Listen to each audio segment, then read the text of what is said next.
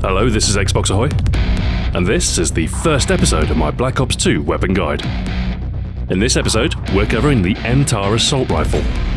A smaller brother to Modern Warfare 2's TAR-21, the fully automatic MTAR returns in its diminutive form, and is the first assault rifle unlocked in Creator Class. The Tavor Assault Rifle for the 21st century, or TAR-21, is an Israeli weapon that was introduced in 2001. The Micro Tavor, or MTAR, is a subcarbine variant with a shorter barrel. The version depicted in-game fires the NATO standard assault rifle cartridge, the 5.56x45mm round, although the MTAR can be converted to an SMG, instead firing 9mm pistol rounds. The Tavor is a bullpup weapon, with a magazine located behind the trigger.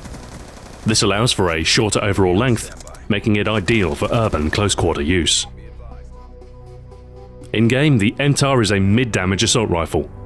It requires at least 3 shots to kill, even if all 3 are headshots.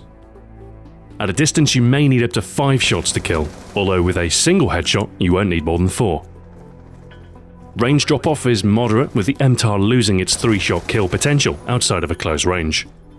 For most mid-ranged engagements, you can expect to kill in 4 shots. Like most of the assault rifles, the MTAR offers standard penetration ability. This means thin cover won't pose too much of an issue should your target lie behind. Rate of fire is 750 rounds per minute, reasonably high for the assault rifle class and offering a blend of controllability and lead output. Hipfire spread is standard for the assault rifles, not as good as an SMG, but far better than an LMG or sniper rifle. Because of the automatic fire, potential 3-shot kill, and reasonable rate of fire, the MTAR is probably one of the more reliable assault rifles when fired from the hip. Select Fire will turn the MTAR into a 3-round burst rifle. This will help enforce good fire control and conserve ammunition, but this attachment isn't particularly useful for the weapon. The MTAR's recoil is moderate, with the weapon tending to kick upwards with some symmetrical horizontal movement. At close range, it's seldom an issue, but against distant opponents behind cover, you may find yourself losing gunfights to those with lower recoil weapons. Other handling traits are generally good. It takes 250 milliseconds to aim down your sights, raise and drop times are on par with the fastest assault rifles, and your base movement speed is 95% of the maximum possible, the same as all other assault rifles. Magazine capacity is standard for the assault rifle class at 30 rounds. The extended clip attachment will give you 40 rounds between reloads instead. Your total starting supply is 4 magazines worth, 120 rounds total, or 160 when you use extended clip. Reload times are average for the assault rifle class, with the MTAR taking 2.49 seconds to perform a tactical reload. The fast mag attachment will confer a 50% speed increase, reducing such reload time to just 1.62 seconds. Our build with the MTAR is going to take advantage of the weapon's versatility. Our choices will focus on making the weapon easier to use, and will leave you less vulnerable in a typical firefight. Smoothing out these vulnerabilities will help those less experienced with the game to perform well. The MTAR is an early unlock, and as such is often a go-to weapon once Creator Class is available. Our first Pick 10 choice is a wildcard. Primary Gunfighter will permit a 3rd attachment on your primary weapon, which is useful given that many of the attachments have a positive effect. With this wildcard, we can customize the MTAR to our precise requirements and build the perfect gun-centric loadout.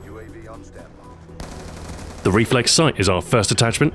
This will replace the MTAR's iron sights with a precision red dot, granting you a better view on target. This attachment's effect is a purely visual one, and there are arguably other attachments with more tangible benefit. But the importance of accuracy cannot be overstated, and the reflex really does help in this regard. More experienced players might fare just as well with the iron sights, but if you're just starting out, the reflex sight is an excellent way to make any weapon easier to use. Next up, the suppressor will keep you off the minimap while firing, at the cost of a slight reduction in your weapon's range. The suppressor is an ideal tool for stealth builds, but is also useful for those less confident in map knowledge, as you're less likely to be caught off guard from the rear or flank. An unsuppressed weapon can be a useful tool, drawing enemies into your line of fire, but until you're familiar with spawns and flanking routes, it's probably best to remain off radar. Our third and final attachment is the laser sight. This will improve the MTAR's hipfire performance and give you a fighting chance in close quarter gunfights. While the assault rifles generally fare better while aiming, if you're ambushed or otherwise enter an unexpected gunfight, firing from the hip and hoping for the best may be your best option. With the laser sight, you tilt the odds in your favour and will emerge from more gunfights unscathed. For our perks, we'll be taking a conventional set of 3, 1 from each tier. Our first choice is a good defensive option that will invariably extend your average lifespan. Flak Jacket will reduce the amount of explosive damage you take, improving resistance to grenades and kill streaks. Universally useful, but nigh essential if you're playing objective game modes.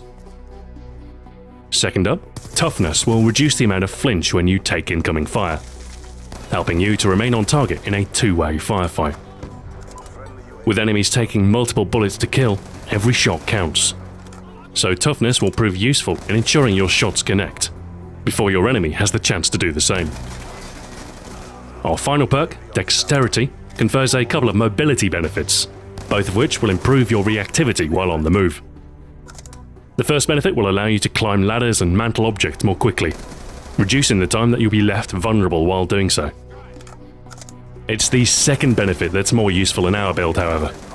You gain a faster recovery from sprinting, meaning your weapon will raise more quickly and permit faster firing. This ties in nicely with the laser sight, in cases where you enter a close-range gunfight unexpectedly. A faster response and tighter hipfire spread combining to repel most close-range opponents. A Semtex grenade in your lethal slot will extend your reach through windows and around corners with its explosive damage. Use them to finish off enemies you've injured, who subsequently escape. The Semtex has lower damage than the frag grenade, but doesn't need to be cooked, and can't be tossed back by a quick-thinking opponent. Finally, to round out our build, the FHJ-18AA, an anti-air option for when the enemy's air support threatens to overwhelm. Shooting down air support is a great way to extend your score streak, and will benefit your entire team.